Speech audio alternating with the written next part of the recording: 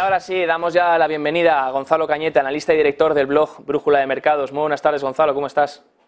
Muy buenas tardes, ¿cómo estáis? Bueno, lo primero, Gonzalo, opiniones sobre lo que está pasando con First Republic Bank. Movimiento drástico de las acciones, caían ayer por debajo del 40%, hoy están cayendo también, ahora parece ser que están intentando recuperar, suspendida 2 veces durante el día de hoy, está buscando vender sus préstamos a otros bancos, también pide la ayuda a grandes bancos, porque dice que si no, claro, que si quiebra, pues les va a salir todavía más caro a los grandes bancos cubrir ese rescate de los depósitos. Todo esto en caso de que se rescatasen, porque el gobierno por ahora dice que no quiere intervenir. ¿Todo esto qué te parece? ¿Es para preocuparse? ¿Es simplemente un caso más? ¿O cómo lo ves? Sí, creo que es un detonador más para un mercado que estaba llegando justo a zonas alcistas. Es el pretexto suficiente para poder empezar a lanzar ventas de nuevo, a generar otra corrección de mercado puntual que estemos viendo, porque con la anterior crisis de liquidez que tuvo Silicon Valley Bank, por ejemplo, en ese caso lo que vimos que fue el pretexto perfecto para que se empezase a hablar a nivel global de problemas de liquidez y de crisis financiera en el sector financiero, cuando se asumía que el sector financiero estaba más que de sobra respaldado. Y no hay que olvidar que en aquel caso era precisamente por tener activos bien colocados en lo que eran bonos americanos de bajo riesgo, es decir, que ni siquiera había ninguna acción que fuese extremadamente imprudente en cuanto a la alocación de los activos. En este caso lo que estamos viendo es que la naturaleza es distinta, porque si bien en aquel caso lo que podía salpicar era precisamente al sector tecnológico americano, porque Silicon Valley Bank era ese banco que había dado crédito a todo el sector de Silicon Valley, de todas las tecnológicas norteamericanas. En este caso lo que estamos viendo es que más bien la alocación de activos que tiene First Republic Bank está más asociada con el sector inmobiliario, y por eso el principal peligro que puede generar es que pese a que son activos inmobiliarios que están bien calificados, que tienen buen rendimiento de mercado, lo que les pasa es como les pasó también a Silicon Valley Bank, que les resta liquidez. Es decir, que son activos que pueden rendir bien en cuanto a los retornos que generan, pero que si en algún momento, como es el caso de ahora, existiesen privaciones de liquidez, salidas de capital, y necesita ese capital para poder hacer frente a los vencimientos del crédito anterior que le han prestado, porque hace tan solo un mes se le daban 30.000 millones de crédito a la banca regional, tiene que responder ante JP Morgan, tiene que responder ante los prestatarios, y por eso creo que la principal invocación que está haciendo ahora mismo First Republic Bank es una mediación gubernamental. Ese rescate no deja de ser simplemente el ayudarnos, porque al fin y al cabo la contrapartida de estos créditos que no me veo capaz de pagar es precisamente el gobierno estadounidense, en este caso, mejor dicho, más que el gobierno estadounidense, la propia Reserva Federal, que no es el gobierno estadounidense, sino que es un cártel bancario, pero también JP Morgan, que es uno de los miembros de ese cártel de bancarios, son los que presta liquidez dentro del sistema interbancario. Por eso son los principales preocupados, tendrían que ser el sector bancario, y no parece que lo estén, porque de ser así no veríamos correcciones tan fuertes en este banco. Efectivamente, Gonzalo. Te quería también cambiar de tema. Ya vemos los bancos y a ver cómo progresa todo este tema de First Republic Bank, cómo se soluciona al final. Esperemos que no acaben como Silicon Valley y como Signature Bank. Pero quería preguntarte sobre la apuesta de Druckenmiller. Anunció ayer en una entrevista que le hicieron en Oslo que está a corto dólar, que es su única apuesta de alta convicción ahora mismo, y que cree que el dólar va a seguir cayendo, que ya lo lleva haciendo desde septiembre, debido a que se especula que la subida de tipos de interés está cerca de terminar, mientras que en Europa todavía quedaría bastante subida. Claro, todo esto añadía Stanley Druckenmiller, que es porque cree en que la recesión va a llegar, cree en el hard landing en vez del soft landing que se está hablando ahora, y cree también que Powell dice no es valiente, que de hecho hará que a la mínima que el mercado caiga y la recesión llegue, bajará tipos otra vez. De ahí su apuesta corta contra el dólar. No sé qué opiniones te da esto. Yo particularmente, fíjate que recientemente publiqué hace 48 horas un artículo precisamente hablando de si era el fin del dólar o no.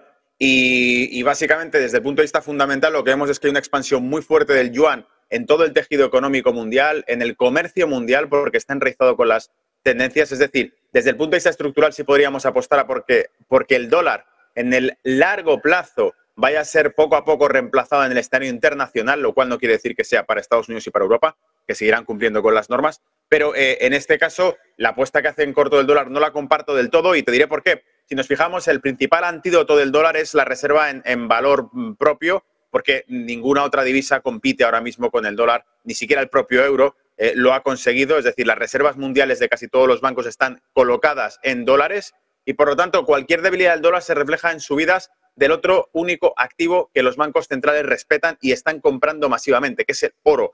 Y si nos fijamos en ese contexto, apostar porque el dólar va a perder fuerza los próximos meses, va a corregir, significaría que el oro seguiría subiendo. Y no lo veo tan claro en tanto en cuanto lo que vemos es, primero, que los bancos centrales están siendo extremadamente interventivos. Si son extremadamente interventivos, los mercados no pueden caer, los factores de riesgo sistémico desaparecen, porque son parcheados básicamente, no porque realmente desaparezcan. Y en ese contexto el oro cae. El oro está tocando máximos de los últimos, en 2-3 ocasiones, los últimos 2-3 ciclos negativos llegó en torno a los 2.000, ligeramente por encima de los $2.000 la onza. Y hemos visto que precisamente la última semana, 15 días, tras llegar a esas zonas, 2.000, $2.040 aproximadamente, ha empezado a retroceder y está por debajo de los $2.000. Esto quiere decir que básicamente me fijo en el principal baremo, indicador o brújula para ver la tendencia general que tendrá el dólar en lo que está haciendo el mercado del oro, del principal valor que respalda o que, por decirlo así, sustituye los depósitos de dólares.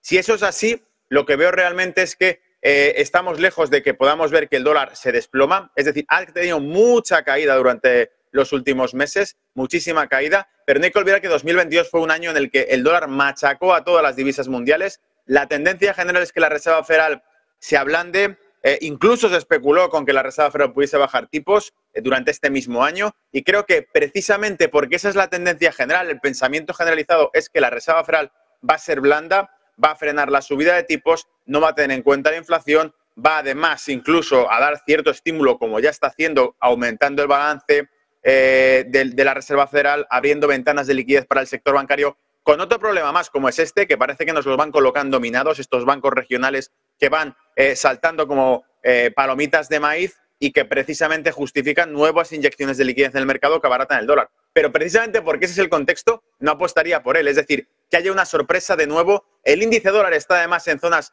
de cierto soporte. No hay que olvidar que no sería la primera vez que vemos al índice dólar llegar incluso a 120 puntos. Si estamos hablando de que estuvo en 108, cerca de 110, retrocedió a 100 puntos y es precisamente donde está justo ahora. Por lo tanto, en todo el contexto general creo que hay factores, y este es el caso, Javier, más concretamente, que puede hacer que el dólar repunte. No solamente que el mercado del oro esté descontando que ha llegado a techos y que está corrigiendo, sino que además el guión de la Reserva Federal se da por hecho que sea blando y precisamente por eso cambie por completo, opinión de sentimiento contrario y hay algún giro. Pero además otro factor que podría detonarlo es el factor incertidumbre a nivel internacional. Cualquier complicación en el conflicto, por ejemplo, de Ucrania, cualquier complicación incluso en el conflicto que pueda existir entre Taiwán, China y las intervenciones que está haciendo Estados Unidos con respecto a ese tema, harían sin duda que la incertidumbre global aumentase, y cuando la incertidumbre global aumenta, el capital, el dinero, suele fluir hacia activo norteamericano como lo ha hecho durante los últimos 60 años. Eso quiere decir que si en algún escenario internacional las cosas se complican y aumenta la incertidumbre, vamos a ver que sorprendentemente se vuelve a demandar el dólar, vuelve a haber inyecciones de dinero en dólar saliendo, por ejemplo, de la zona euro, que está, en mi opinión, demasiado optimista, teniendo en cuenta que esa recesión de la que estamos hablando impactará antes en Europa que en Estados Unidos, porque los datos macro así lo dicen, porque la economía estadounidense ha conseguido recuperar el crecimiento durante el último trimestre, cerró 2022 con un repunte fuerte del crecimiento, precisamente lo contrario a la economía europea, que cerraba 2022 con una contracción de la tasa de crecimiento y que además va perfectamente en línea con los problemas de productividad que va a experimentar Europa por el aumento de los costes energéticos que ha padecido desde mediados de 2022 hasta ahora y que no se han solucionado pese a un invierno suave que ha tenido, que le ha permitido capear un poco esa cuestión. Pero los recursos energéticos de Europa siguen siendo mucho más caros ahora como sustitutivos de los que tenía con Rusia. Por lo tanto, este problema antes o después afectará no solo a las tasas de inflación, también a las tasas de paro, de productividad y de producción industrial que tenga principalmente Alemania y el resto de Europa. Javier, trato de hacerte una foto completa de todo. Perdóname por la intensidad. Me ha encantado, Gonzalo, porque has resumido muy bien la tesis. No por algo se llama al dólar estadounidense el greenback, cuando decías que cuando hay miedo todo el mundo corre al final hacia activo norteamericano. Efectivamente, lo vimos en 2022. Parece ser también que todo el consenso, como bien decías, está especulando que la Reserva Federal recortará tipos y llevan haciéndolo durante todo el año y no ha ocurrido todavía. Así que parece ser que también es interesante la tesis que nos comentan. Y me ha hecho gracia lo del tema de los bancos regionales, que justo antes de las reuniones de la Reserva Federal y del BCE siempre sueltan alguna perla y siempre pasa algo con los bancos regionales. Parece ser la excusa para terminar ya con la subida de tipos, ¿no? Parece ser que alguien está por ahí detrás intentando hacer que las cosas cambien. Bueno, Gonzalo Cañete, analista y director del blog Brújula de Mercados, como siempre, un enorme placer. El placer es mío. Gracias.